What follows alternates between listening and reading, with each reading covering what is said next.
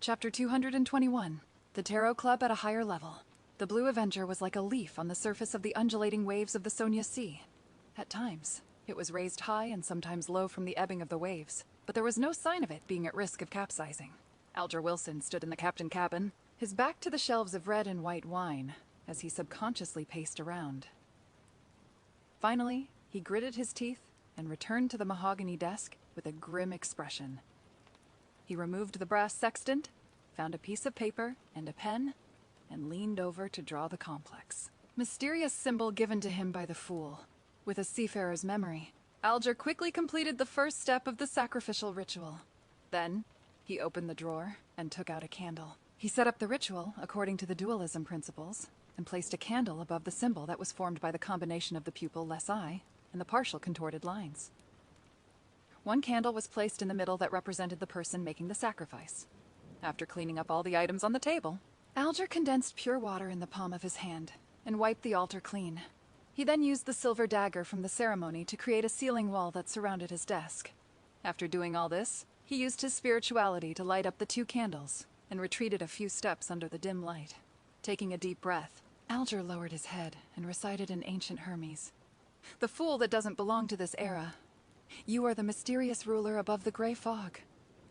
You are the king of yellow and black, who wields good luck. Your devoted servant prays for your attention. I pray for you to take his offerings. I pray for you to open the gates to your kingdom." This ancient incantation reverberated within the wall of spirituality, stirring up spiraling gales as they swept forth with the force of nature. It was the oldest sacrificial language created by human beyonders, and it contained many mysteries itself. It lacked sufficient protection for the user. Bearing with the pain that was akin to having knives slicing across his skin, Alger took out a small dark brown glass bottle from his pocket, unscrewed the lid, and poured out a lot of sesame-shaped granules. These granules swirled with a metallic luster and exuded an indescribable sense of beauty. Alger scattered these granules into the wind. Whoosh! The gale grew stronger but was no longer tempestuous. It was dyed in two separate colors, silver and black, as they continued to collide and mix. The two differently colored winds were infused into the candle flame that symbolized the Fool, burgeoning and tearing open an illusory ordinary-sized door. Its surface was carved with the same symbol that Alger had drawn. At this moment, Klein witnessed the appearance of the hazy door behind his high-backed chair. He could feel the spirituality in the air that was rippling apart and stimulating the mysterious space. It seems to be working. Klein suddenly had a premonition and immediately spread out his spirituality, infusing it with upheavals and stimulation. Creak. Amidst the insubstantial sounds, the blurry door slowly opened. In the captain cabin, Alger suddenly saw the illusory door, formed out of wind and light. Open, behind it was deep darkness formed from an innumerable number of almost invisible shadows. They were lustrous splendors encompassing massive amounts of knowledge. Situated above them was the thick gray fog, with the ancient palace overlooking the real world. Such a scene caused Alger to involuntarily tremble. It was a deep fear, an indescribable excitement. He hurriedly picked up the rainbow salamander's pituitary gland that he had long prepared. He held it with both hands, and with his head bowed, he raised the palm-sized object which was constantly changing in color, and had a soft feel to the ridges to the illusory door. Alger's hands grew lighter under the sudden appearance and instant disappearance of a suction force. He lost the slight tingling sensation that the rainbow salamander's pituitary gland gave him. He didn't dare raise his head until he heard the deep voice of the Fool echoing in his ears. "You did well." "It's my honor," Alger answered without any hesitation. He looked ahead again, only to see that the illusory door had disappeared. The gale had stopped, and the candle flames had returned to their original state. After the candles were extinguished according to the normal procedures, Alger sat down with a complicated expression and said to himself silently, "In the beginning, only people could be pulled into the world above the gray fog. After a while, responses could be made by listening to prayers. Now, sacrifices and bestowment can be performed. Mr. Fool is freeing himself from his predicament one step at a time, and bit by bit. Will he enter the real world?" This guess or conclusion frightened and worried Alger, but he also felt a bit of delight. "At least I am a member of the Tarot Club. One of the earliest members," he sighed. In the majestic palace above the gray fog, Klein was playing with the pituitary gland of the rainbow salamander. Various colors were reflected on his face as they constantly changed colors. A slight tingling sensation came from his palm, and a strong sense of accomplishment filled his heart, causing him to reveal a genuine smile. The Tarot Club will become even more miraculous. After reflecting over the situation, Klein extended his spirituality and sent his will to the Crimson Star representing Miss Justice. After returning to her bedroom, Audrey was no longer able to sit quietly on the edge of the bed. She would restlessly flip through the books by her bed, and from time to time, scrutinize herself in the mirror with an unfocused gaze. She was looking forward to the completion of the Hanged Man's sacrificial ritual, but she was also afraid that the result would be a failure. Emperor Roselle had said that one must remain calm and collected when important matters arise. Audrey, come on, take a deep breath. Or perhaps I should go tease the dog. However, Susie can talk and think, so she's an entity with her own dignity. I can't just casually tease her. Audrey's mind wandered, her hand unconsciously wringing an ornate doll dressed in splendid clothing. After an unknown period of time, a thick gray fog suddenly appeared before her eyes, and in the depths of the fog, there was a lofty chair. Sitting there, the fool said with a smile, "Miss Justice, the attempt was successful. Have you prepared the materials that contain spirituality?" "That's great." As expected of Mr. Fool, Audrey forgot the Hanged Man's role in this matter. She held back her excitement and said, "Yes, I always have such materials with me."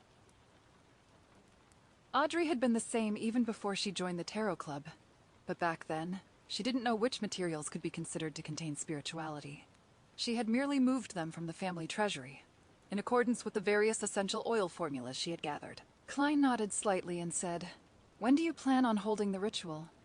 This is based on the premise that there are no Beyonders around you. Does a Beyonder dog count?" Audrey looked at the tightly shut door, feeling a small tug at her conscience. "I can do it now." Klein tersely acknowledged, "The ritual's process is the same as I described previously. All you need to do is change the prayer to, 'Your devoted servant prays for your attention. I pray for you to open the gates to your kingdom. I pray for you to give me strength. In addition to this, use the dualism method." Audrey thought it over, fighting the urge to nod, and she began preparing for the ritual.